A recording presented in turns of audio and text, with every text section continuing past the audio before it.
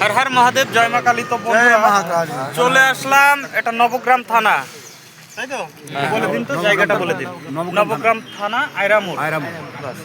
তো যাই হোক, চলে আসলাম। আজকে প্রচণ্ড ঠান্ডা, তবুও যাচ্ছি, এগোচ্ছি, কোনো ব্যাপার না।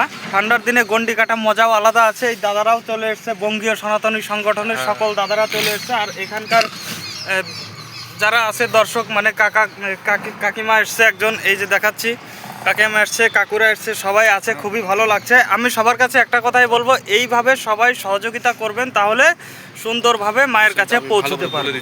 একদম যেমন আমাদের ফারাক্কা থেকে আমাদের বঙ্গীয় সনাতনী সংগঠন এই দাদাকে সহায়তা করছে, যেমন দেখতে পাচ্ছেন আমরা আজকে এসেছি। এবার এর পরবর্তীতে উনি যেখানে যেখানে যাবেন, যেখানে অসুবিধা হবে, অসুবিধা হোক না হোক, আমরা ঠিক সময় মতো পৌঁছে যাচ্ছি এবং চেষ্টা করছি যাতে দাদা ভালোভাবে তার গন্তব্যস্থলে পৌঁছতে পারেন। মূল বার্তা হলো, আপনারা যে রাস্তায় যারা ভিডিওগুলো দেখছেন তারা এগিয়ে আসুন, তার কিচ্ছু দরকার নেই, রাত্রে শুধু একটু রাত্রে থাকার ব্যবস্থাটা করে দিলেই যথেষ্ট।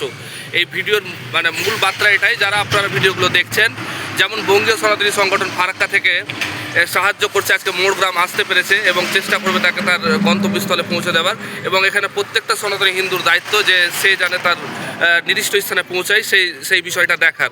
এবং তিনি মহৎ উদ্দেশ্য নিয়ে বেরিয়েছে। এই বিষয়গুলোই আমি সকল সনাতনী ভাইদের অনুরোধ করবো যে আপনারা আসুন এবং এই দাদাকে তার গন্তব্যস্থলে পৌঁছতে সাহায্য করুন। আপনাদের বন্ধু বান্ধব, রিলেটিভ, আত্মীয় স্বজনের মাধ্যমে বিষয়টাকে অ্যাওয়ার করুন। যেমন এখন উনি মোড়গ্রাম পেরিয়ে আছেন, আপনি যদি একটু বলতে পারেন যে এখন আগামী দিন এখানে পৌঁছাবে, তাহলে উনি সেই সহায়তা পাবেন।